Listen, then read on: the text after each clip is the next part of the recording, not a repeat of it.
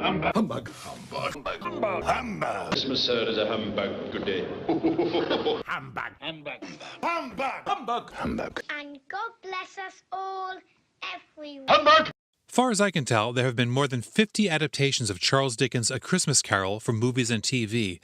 And that, alas, includes versions in which Ebenezer Scrooge was played by the likes of Mr. Spacely of the Jetsons and Barbie of your daughter's toy chest.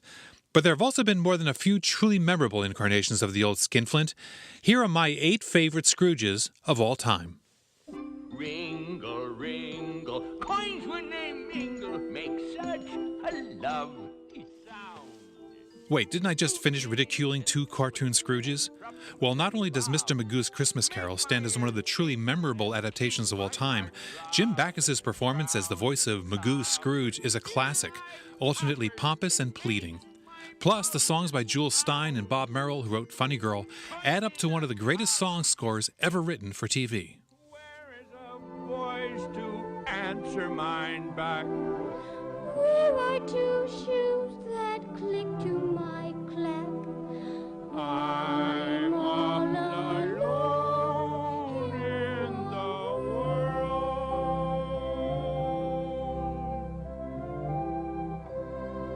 Come. Are there no prisons? Plenty of prisons, sir. And the union workhouses, are they still in operation? Yes, they are. I only wish I could say they were not. How much may we put you down for, Mr. Scrooge? Nothing.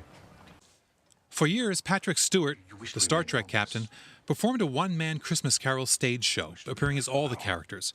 In this 1999 version, he's exclusively Scrooge, and a mighty formidable one he is, too. I don't make merry myself at Christmas time, and I can't afford to make idle people merry. Stewart is perhaps most affecting after Scrooge's redemption, however. Witness the marvelous scene on Christmas morning when he stumbles into a church, perhaps for the first time in decades.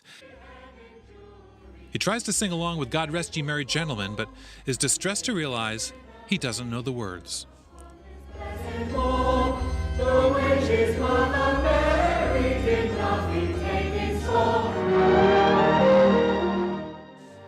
There had been several stabs taken at Scrooge's story before 1938, but MGM set the production standard when it put its considerable talents behind this 1938 version. Reginald Owen makes perhaps the cinema's crankiest of all Scrooges, and he brings to the role the kind of authenticity you can't fake. Born in England in 1887, he actually remembered Victorian Christmases from his childhood. As a bonus, look for young Leo G. Carroll, TV's Topper and Mr. Waverly from The Man from U.N.C.L.E., as the ghost of Christmas past. I ask nothing of you. I came here in the spirit of right goodwill, and I won't let you dampen it. So a Merry Christmas to you anyway, Uncle. Good evening. And a Happy New Year. Good evening. Humbug! Alistair Sim and Reginald Owen are usually mentioned in the same breath when it comes to classic Scrooges. Sim's 1951 version was called Scrooge in the UK and renamed A Christmas Carol on these shores. Most people prefer Sim. His Scrooge shows more glimpses of humanity early on, so his rebirth at the end seems less of a shock. What I like most about both Sim and Owen is that they weren't big stars. Both were character actors who had their one big moment in Scrooge's shoes. Thanks to that cheapskate moneylender, both are welcome visitors in perhaps billions of homes every Christmas.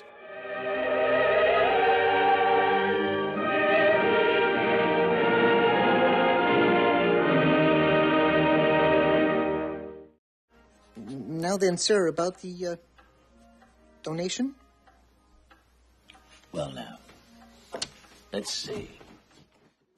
At first, it seems like a gimmick to cast the great Michael Caine opposite a cast of ping-pong ball-eyed creatures, but Caine is perhaps the only actor who could have pulled off The Muppet Christmas Carol.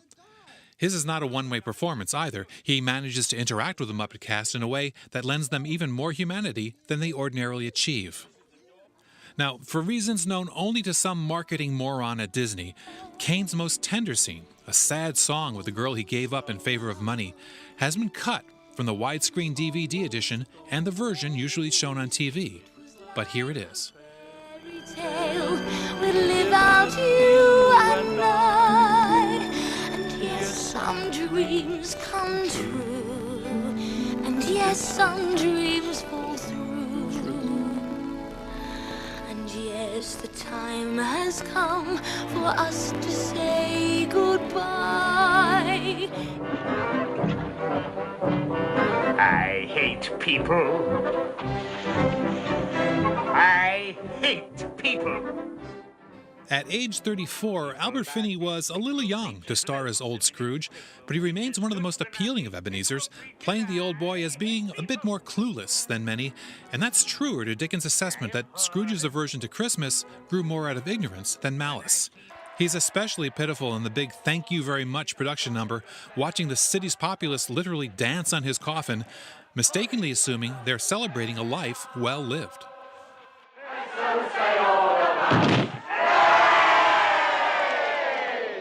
May I say, in all humility,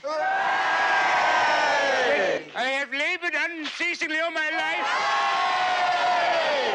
to be worthy of this moving demonstration of your feelings towards me. Humbug. Christmas a humbug, Uncle? Surely you don't mean that. I do. What's Christmas but a time for buying things for which you have no need, no money? Time for finding yourself a year older, not an hour richer. More than perhaps any other actor, Oscar winner George C. Scott explores the businessman side of Scrooge. Scott's approach to Scrooge's parsimony is matter-of-fact, logical even. When he tells Bob Cratchit he may not add one coal to the office heater, he's not being mean, he's being practical. Come over here, Mr. Cratchit. What is this? A shirt. And this? A waistcoat. And this? A coat. These are garments, Mr. Cratchit. Garments were invented by the human race's protection against the cold. Once purchased, they may be used indefinitely for the purpose for which they are intended. Coal burns. Coal is momentary, and coal is costly. There will be no more coal burnt in this office today. Conniving, calibrating, and smooth as silk, in many ways, Scott's is the one Scrooge we'd gladly watch, even if those ghosts never showed up. We have spent $40 million on a live TV show. You guys have got an ad with America's favorite old fart reading a book in front of a fireplace. Now, I have to kill all of you. An updated version of the classic tale, Scrooged is admittedly kind of a mess, but you can't blame Bill Murray.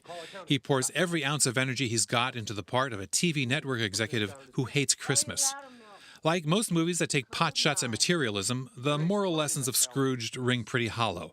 But Murray is a hoot, as his Scrooge will do anything, and yes, I mean anything, to boost ratings. Honey, how many fingers does Mrs. Santa Claus have here? 11. 11. Right. It's crap. Lose it. I don't want it on the wall. And his final monologue, seemingly ad-libbed as the cameras rolled, is as heartfelt a call to kindness and generosity as you'll ever hear at the movies.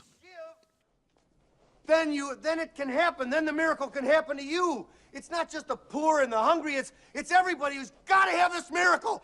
And it can happen tonight for all of you. If you believe in this spirit thing, the miracle will happen, and then you'll want it to happen again tomorrow. You won't be one of these bastards who says Christmas is once a year and it's a fraud. It's not. It can happen every day. You just got to want that feeling. And if you like it and you want it, you'll get greedy for it.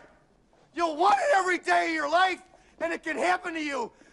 I believe in it now. I believe it's going to happen to me now. I'm ready for it. It's great. It's a good feeling. It's really better than I felt in a long time. So what is it about so many Scrooges? Why can we never seem to get enough of them? Maybe it's because old Ebenezer Scrooge embodies so many qualities we fear may lurk somewhere inside of us. And with each ghostly visitation, we can see the progressive hope that it's never too late for an old Scrooge to write his own happy ending.